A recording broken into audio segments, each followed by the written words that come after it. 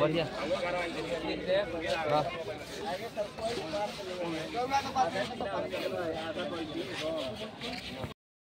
नमस्कार जय छठी मैया सकलो अखमबासीলৈ छठ महापर्वर शुभेच्छा जनाइছো शुभकामना दिছো।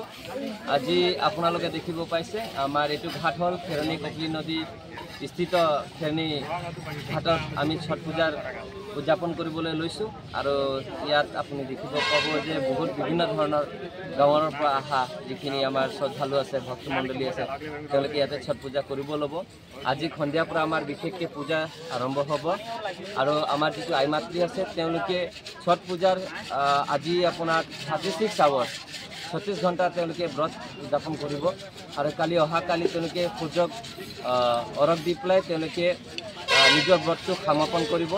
আৰু আজি এই দিনটোত আমাৰ কাৰণে অতি মানে মৰমৰ লগা আৰু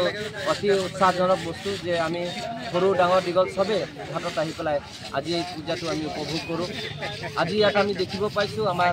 খেৰণী থানাৰ প্ৰভাৰী লগতে আমাৰ ডিষ্ট্ৰিক্ট এডমিনিষ্ট্ৰেটিভ আৰু সকলো ধৰণৰ যিখিনি ইয়াত স্থানীয় ৰাইজ আছে সকলোৰ আমি সুবিধাবিলাক আমি তেওঁলোকৰ সহযোগিতা আমি পাইছোঁ আৰু তেওঁলোকৰ পৰা এই সুবিধাটো পাই পেলাই আমি অতি আনন্দিত হৈছোঁ। তাৰ বাবে তেওঁলোকক মই ধন্যবাদ দিছোঁ আৰু শেষ পৰ্যায়ত সকলোকে